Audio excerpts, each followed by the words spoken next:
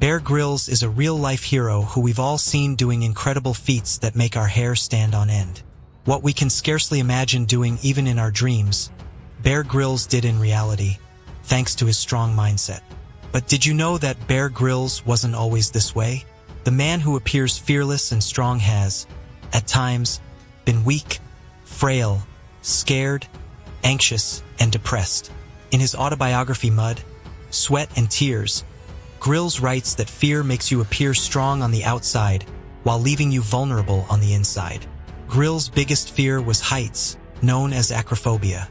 Yet, miraculously, a few years later, he would start each episode of his show by descending from a helicopter. Grylls also served in the UK's Special Forces SAS, where he gained significant experience in parachuting, having jumped from a plane many times.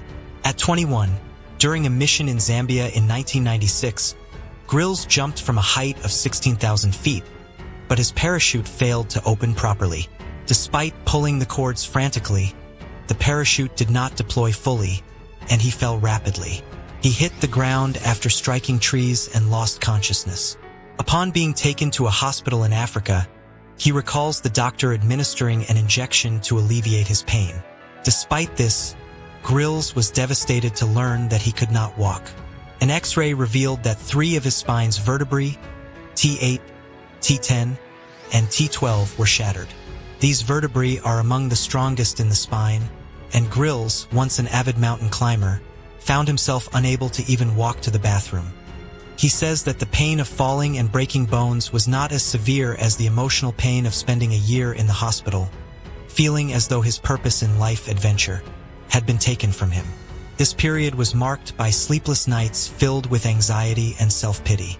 2 months later, with no sign of improvement and worsening pain, Grylls' mental state deteriorated further. He grew increasingly negative and depressed.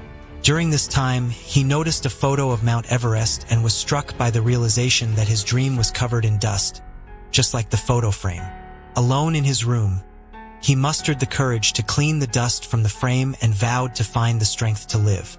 This determination became ingrained in his subconscious. He recalled his grandmother's advice: "Whatever happens in life is for the good. It is only man who finds excuses to be unhappy. Whatever is happening by God's will, who never lets anything wrong happen." Grylls realized that if he survived the accident, it meant that God had something better planned for him. From that point, he stopped worrying about his future or whether he would ever walk again.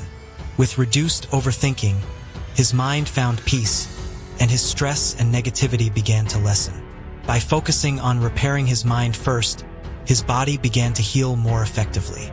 His friend Ed Ames had once told him, "Often, birth happens at the call of God, death, and then real life happens. You have been reborn from this injury. Be grateful for the present moment." Grylls embraced this perspective and was thankful for his life, his dreams, and even his broken back. Grylls took the photo of Mount Everest in his hand and declared that once he recovered, he would climb the peak. His clear goal became a driving force, and despite being initially dismissed by others, he was determined to succeed. After 8 months in the hospital and a year of recovery, Grylls was told he could not return to the Special Forces. With no job and lacking funds, he needed 25 lakh rupees to fulfill his Everest dream. He trained for the climb, bought equipment, and faced 250 rejections for sponsorship. Undeterred, Grylls persevered, and eventually the SAFA Forces Help Organization supported his dream. 18 months after the parachute accident, on May 16, 1998, Grylls achieved his childhood dream of climbing Mount Everest. His journey was fraught with challenges, including the loss of 4 companions and near-death experiences. However, at 23, he became the youngest Briton to reach the summit. His story gained widespread attention, leading to seminars, documentaries, and the opportunity from Discovery Channel that brought him global fame through Man vs. Wild. Subscribe for more interesting videos and press the bell icon. Thank you for watching this video.